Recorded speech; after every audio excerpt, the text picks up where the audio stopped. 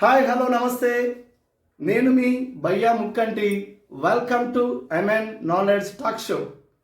ఈరోజు మనం చెప్పుకునేది హాట్ న్యూస్ ఏంటంటే తెలంగాణలో కొత్త పండుగ వచ్చింది. అదే ఎన్నికల పండుగ.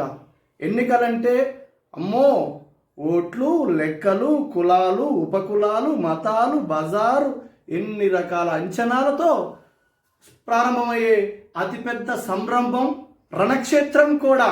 ఒక్క మాటలో చెప్పాలంటే ఎమ్మెల్యేనో ఎంపీనో కావాలంటే చాలా సులువైన పనే.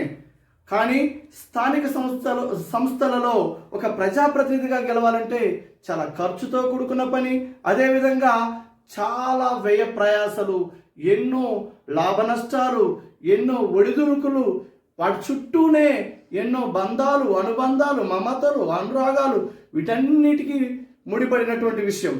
అయితే ముఖ్యంగా ఓటరుగా మన తెలంగాణలో ఈ స్థానిక సంస్థలో పోటీ చేయాలనుకున్న అభ్యర్థి మీ అందరికీ తెలిసిందే. 21 సంవత్సరాలు వయసు నిండి ఉండాలి. అదేవిధంగా ఆయా గ్రామంలో ఓటు హక్కును కలిగి ఉండాలి. అదేవిధంగా దివాలా తీసిన వారై ఉండకూడదు. ఇంకా ఏం చెప్పాలంటే మీకు తెలిసిన అంశాలే.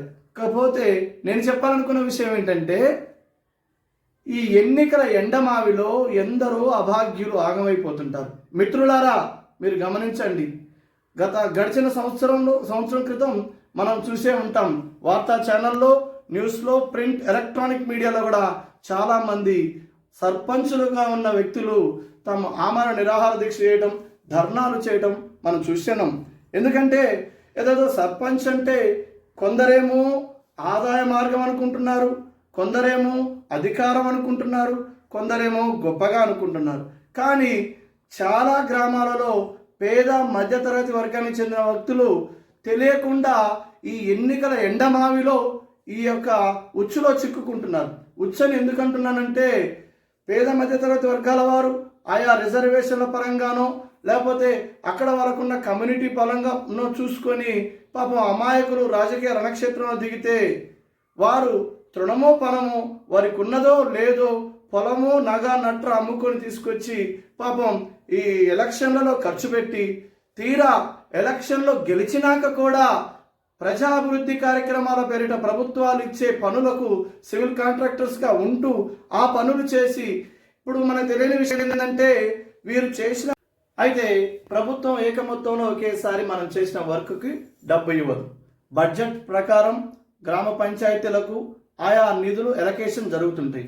అయితే ఈ అభివృద్ధి కార్యక్రమాలు రోడ్డు వేయడమో, బిల్డింగ్ కట్టడమో, ఏవైనా కార్యక్రమాలు ఆయా గెలిచిన సర్పంచ్ అభ్యర్థులు చేసినట్లయితే ముందుగా తమ సొంత నిధులతో ఖర్చు పెట్టుకోవాల్సి ఉంటుంది. ఆ ఖర్చు పెట్టుకున్న డబ్బులకి ప్రభుత్వం వారి నుంచి ఎట్ ఏ టైం డబ్బులు రాక చాలామంది గతంలో సర్పంచులో గెలిచిన వారు వడ్డీకి తీసుకుని వచ్చి తమ సొంత పైకం ఖర్చు పెట్టి సరైన సమయంలో బిల్లులు రాక చాలా అవస్థలు పడిన సందర్భాలు మన కళ్ళ ముందే చూసాం. అదేవిధంగా ఓడిపోయిన వారి పరిస్థితి ఏంటంటే అప్పో సొప్పో తీసుకొచ్చి ఉన్న ఆస్తినంతా తగలబెట్టి తర్వాత వాళ్ళ కుటుంబాలు, పిల్లలు అంతా చిన్నాభిన్నమైన పరిస్థితులు కూడా మనం చూసినాం. కనీసం వాళ్ళ పిల్లల్ని మంచిగా చదివించుకోవడానికి కూడా అవకాశం లేకుండా ఆర్థికంగా చితికిపోయిన వారు కూడా కోకొల్లలు ఉంటారు. మరొక రకం వర్గం వారు ఉంటారు. మా నాయకుడిని చూసుకోనో ఇంకెవరినో చూసుకొని ముఖ్యంగా వారి అండదండలు ఉంటాయనే ఆశతో ముందు దిగుతారు. దిగాక ఎవరు సాయం అందించక ఊబిలో దిగిన తర్వాత పైకి రాలేని మనిషిలాగా గిలగిలా కొట్టుకునే ప్రమాదం ఉంది. అయితే అందరూ పోటీ చేయాలి, ముఖ్యంగా యువత. ఎందుకో చెప్పేనా, యువతకి ప్రతి విషయం మీద క్షుణ్ణమైన అవగాహన ఉంటుంది. యువతలో ఏదైనా పని చేయాలని కసి, ఉత్సాహం ఉంటుంది. యువత రాజకీయాల్లో రాలేకపోతే సక్సెస్ కాలేం. సమాజ అభివృద్ధి యువత చేతిలోనే ఉంటుంది. దాదాపుగా 60% యువ జనాభా కలిగిన ప్రపంచంలోనే యంగ్ పీపుల్ ఉన్నటువంటిది మన భారతదేశం. అలాంటిది యువత మత్తు, రకరకాల వ్యసనాలు, బెట్టింగ్లు అవి తిరుగుతూ గ్రామ అభివృద్ధికి ఏం కావాలి, గ్రామాన్ని ఎలా పునర్నిర్మించుకోవాలి, గ్రామాల్లో అన్ని రకాల వసతులు ఎలా ఏర్పాటు చేసుకోవాలనే విషయాన్ని ఎప్పుడో మర్చిపోయి తిరుగుతున్నారు. కాబట్టి యువత తస్మాత్ జాగ్రత్త. ముందు ఇంట గెలిచి రచ్చ గెలవాలి. మన గ్రామాభివృద్ధి మన చేతిలోనే ఉంది. అందరూ నీతి నిజాయితీతో ఒక్క మాటపై ఉంటూ గ్రామాన్ని అభివృద్ధి చేసుకోవాలి. కుదిరితే ఏకగ్రీవానికి గ్రామంలోని యువత అంతా సహకరించి ముందుకు తీసుకురావాలి. ఏకగ్రీవాలను నేను ఎందుకు ఎంకరేజ్ చేస్తున్నానంటే, ఏకగ్రీవం ఉన్న చోట తగువులు ఉండవు. ఏకగ్రీవం ఉన్న చోట ప్రభుత్వం వారు ఇచ్చే అదనపు నజరానా ఉంటుంది, కానుకలు ఉంటున్నాయి. వాటితో ఇంకా ఎక్కువ అభివృద్ధి చేసుకోవచ్చు. ఏకగ్రీవం అంటే ఏదో వేలంపాట కాదు. గ్రామంలోని యువత, చదువుకున్నవారు, మేధావులు అందరూ కలిసి కూర్చొని 5 సంవత్సరాలు గ్రామానికి ఎవరైతే కాపలాదారుగా నేను ప్రతి గుమ్మానికి పెద్ద కొడుకులాగా ఉంటాను వస్తారో వారిని అంగీకరించి వారు ప్రతిపాదించి ఏకగ్రీవం చేసుకోవడం. అదేవిధంగా మరి యువత గురించి చెప్పుకోవాలి కదా సార్? అవును, చెప్తాను. ముందుగా యువత గురించి చెప్పుకోవాలంటే స్వామి వివేకానంద గారు, భగత్ సింగ్ గారు, సుభాష్ చంద్రబోస్ గారు ఇలాంటి వారు ఎందరో మేధావులు యుక్త వయసులో ఉన్నప్పుడు తనకు డబ్బు సంపాదించుకునే మార్గం ఉండి ఉన్నత విద్యలు చదివి గొప్ప కుటుంబంలో పుట్టినప్పటికీ దేశ సంక్షేమం కోసం, సమాజ శ్రేయస్సు కోసం తమకున్న అవకాశాలన్నీ పన్నంగా పెట్టి ఈరోజు మనం అనుభవిస్తున్న స్వేచ్ఛ స్వాతంత్రాలు తీసుకొచ్చారు. ముఖ్యంగా నూనూగు మీసాల లేత యవ్వనంలో అంటే 21 సంవత్సరాల వయసులో ఉరికొయ్యలను సైతం ఆనందంతో ఎక్కాడు మన భగత్ సింగ్ గారు. భారతదేశంలోనే మొట్టమొదటిగా ఇండియన్ సివిల్ సర్వీసెస్ కు ఎంపికైనటువంటి సుభాష్ చంద్రబోస్ గారు ఆ రోజుల్లో లండన్ పోయి ఎగ్జామ్ రాయాల్సి ఉండేది. కావాలంటే అక్కడున్న లాటిన్ భాష, ఫ్రెంచ్, ఇంగ్లీష్ 3 విదేశీ భాషలు తప్పనిసరిగా వచ్చి ఉండాలి, విదేశీ భాషలోనే రాసి ఉండాలి. అలాంటి క్లిష్టమైన ఎగ్జామ్ని ఆ రోజుల్లోనే లండన్ వెళ్ళి కంప్లీట్ చేసి వచ్చిన మొట్టమొదటి మన civil servant officer Satyendranath Bose తర్వాత మన సుభాష్ చంద్రబోస్ గారు. అలాంటి వారు అంత గొప్ప ఆపర్చునిటీస్ ఉన్నా లేదు, నా మాతృదేశాన్ని విడిపించాలి, మాతృదేశానికి ఏదైనా సేవ చేయాలనే ఉద్దేశంతో సంతోషంగా ముందుకు వచ్చారు. అలాంటి వారు వారి జీవితంలో గొప్ప అవకాశాలు ఉన్నా అవి వారి స్వార్థం కోసం ఉపయోగించకుండా సమాజ శ్రేయస్సు కోసం ముందుకు వచ్చారు. మరి నేటి యువతలో ఏం చేస్తుంది? చాలా మంది గ్రామాల్లో యువత ఎటుపోతే మాకేమి, ఎవరేమైతే మాకేమన్నట్టుగా నిద్రావస్థలో ఉన్నారు. యువత మేల్కో, తస్మాత్ జాగ్రత్త.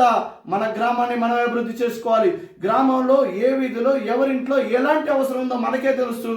అలాంటి సమాజంలోని ప్రతి ఒక్కరి అవసరాల గురించి ఆలోచించిన వాడే నిజమైన నాయకుడు అవుతాడు. మనం చాలా మంది గ్రామాల్లో దురదృష్టవశాత్తు ఇది చెప్పడం కష్టంగా అనిపిస్తుంది, కానీ యువత ఏం చేస్తున్నారు? ఇవాళ మత్తుకు బానిసైపోతున్నారు.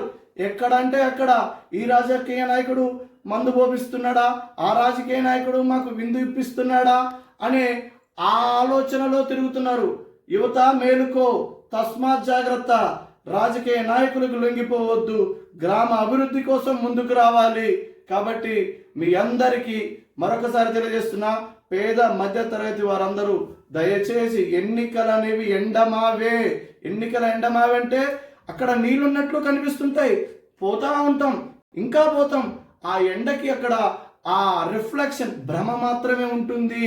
అదేవిధంగా సుడిగుండంలో చిక్కుకున్న బక్క ప్రాణం కాకూడదు నాయన.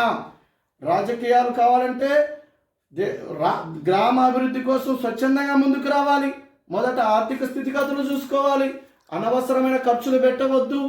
మీరు సంతోషంగా ముందుకొచ్చి గెలిచినా ఓడినా ఇది రాజకీయ ప్రత్యర్థులు మాత్రమే కానీ శత్రువులు కాకూడదు. గ్రామాల ఎంత చక్కని వాతావరణం.